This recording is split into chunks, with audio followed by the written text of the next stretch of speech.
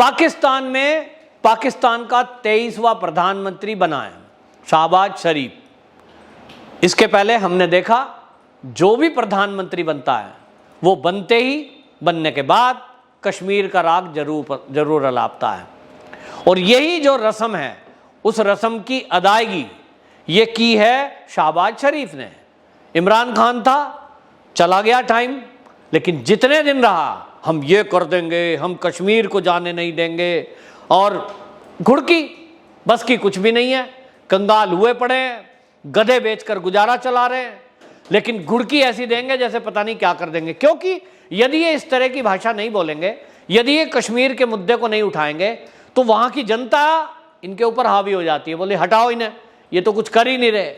लेकिन आज जो कश्मीर की भाषा बोल रहे हैं, जो कश्मीर को लेकर बोल रहे हैं, उस पर हमारे देश के प्रधानमंत्री मोदी जी ने यूं तो इनको बधाई दी थी प्रधानमंत्री बनने की, शहबाज शरीफ को, लेकिन एक कड़े शब्दों में बड़े प्यार से सीधी सीधी मैं कहूं तो इनको धमकी दे दी है कि आराम से रहना, कायदे से रहना, और जैसे ऐसे होता है ना, हाँ भाई कोई झगड़ा वगड़ा नहीं करना, तो ये कमजोर आदमी सलाह नहीं देता, मजबूत आदमी होता है तो जरा ठीक से कहता है, और वही लहजा मोदी जी का है।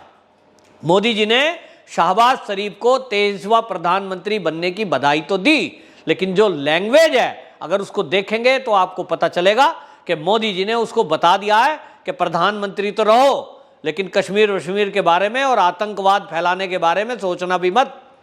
तो मोदी जी ने क्या कहा? उन्होंने कहा मियां मोहम्मद शहबाज शरीफ को पाकिस्तान के प्रधानमंत्री के रूप में चुने जाने पर बधाई।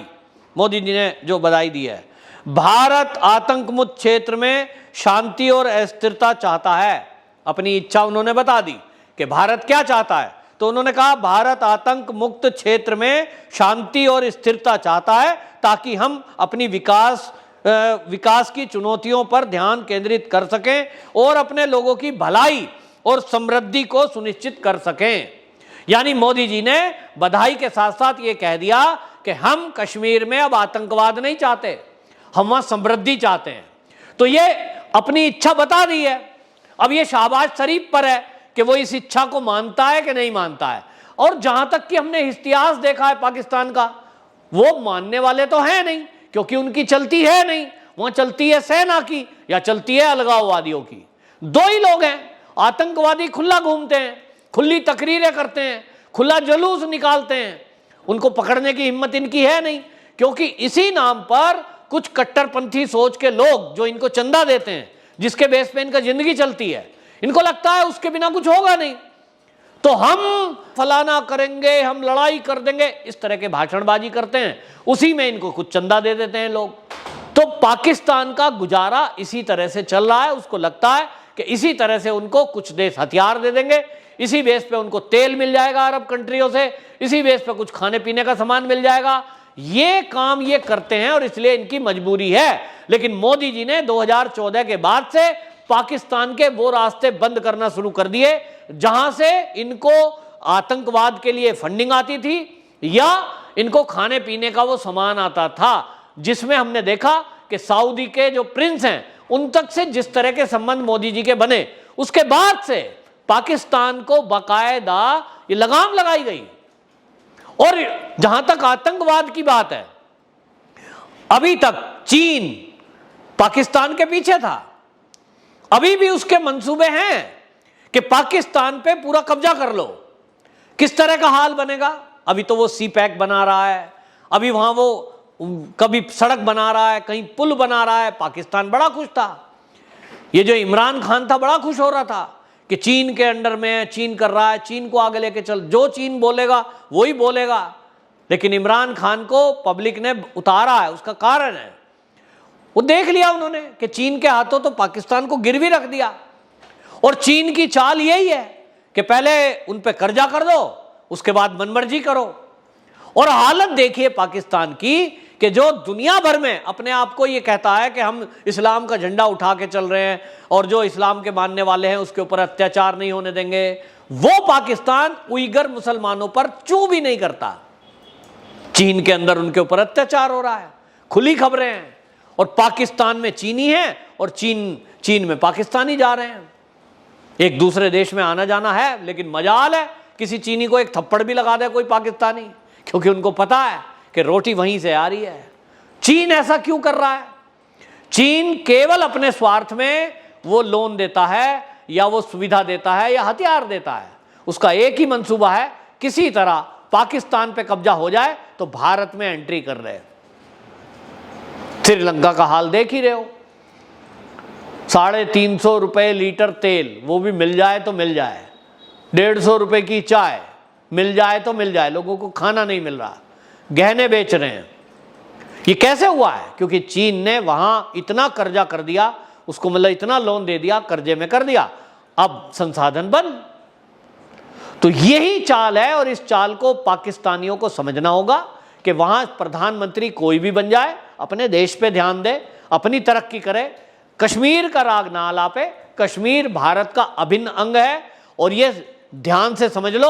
और अगर ज्यादा बकवास करी तो मोदी सरकार केंद्र में बैठी हुई है, वो ये भी बता देती है, क्योंकि जिस तरह से अमित शाह जी हैं, सदन के अंदर क्या कहा उन्होंने, बिल्कुल खुला कहा, पीओके भारत का अभिन्न अंग है।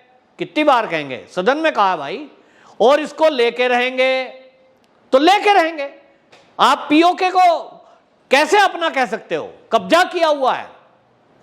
और अगर कभी पाकिस्तान ने कोई ऐसी हरकत करने की कोशिश की कि जिस तरह से वो कश्मीर कश्मीर करते हैं, तो फिर उसको पता है कि भारत की सेना मात्र 2 से 5 घंटे लगाएगी लाहौर तक पहुंचने में।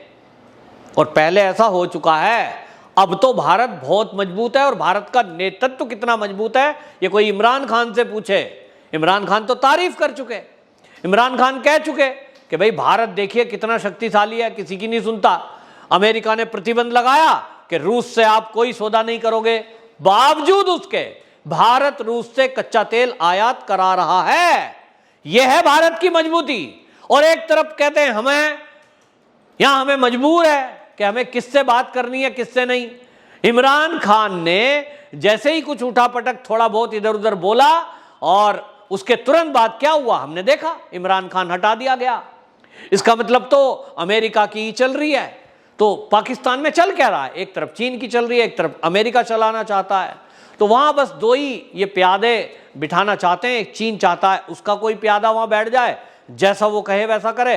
अमेरिका चाहता है मेरा प्यादा कोई बैठे। अब मैं ये नहीं कह रहा हूं कि ये जो शहबाज शरीफ हैं, इनके बारे में तो ओपन चर्चा हो रही है कि अमेरिका जो कहेगा अब ये वो करेंगे। तो इतना तो पक्का है कि ये शांति से तो बैठने वाले हैं नहीं, लेकिन पाकिस्तान की जनता का कितना भला करेंगे ये समय बताएगा। लेकिन भारत ने, यानी मोदी जी ने तो कम से कम ये जता दिया है कि आपको कश्मीर के बारे में कुछ बोलना नहीं है, और यहां आतंकवाद हम सहन करेंगे नहीं। सीधा संदेश है।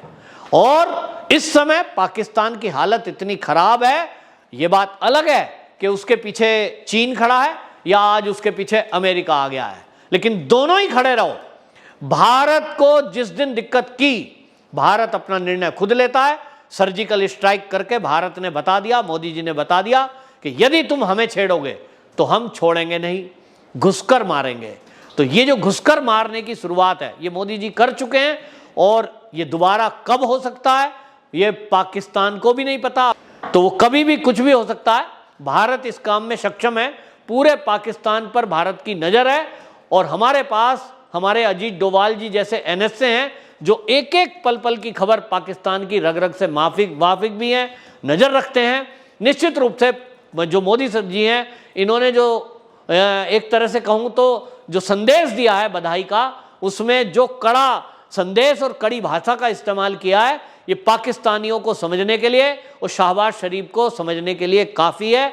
और भारत में भी ये लोगों को समझना होगा कि केंद्र में पहली बार ऐसा कोई प्रधानमंत्री बैठा है जिसने इस तरह की भाषा का इस्तेमाल किया है, कड़ी भाषा का इस्तेमाल किया है, और एक तरह से पाकिस्तान के प्रधानमंत्री को ये बता दिया है कि कायदे में रहोगे तो फायदे में रहोगे। और इसी तरह मैं अमित शाह जी के बारे में भी यह कहना चाहूंगा कि देश का पहली बार ऐसा कोई व्यक्ति गृह मंत्री बना है, अमित शाह जैसा, जिसने बिल्कुल साफ साफ कहा है पीओके हमारा है और हम लेके रहेंगे। तो ये दो नेताओं के नेतृत्व में हमारा देश आज है।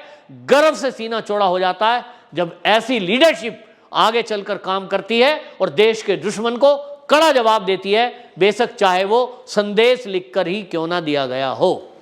वंदे मातरम।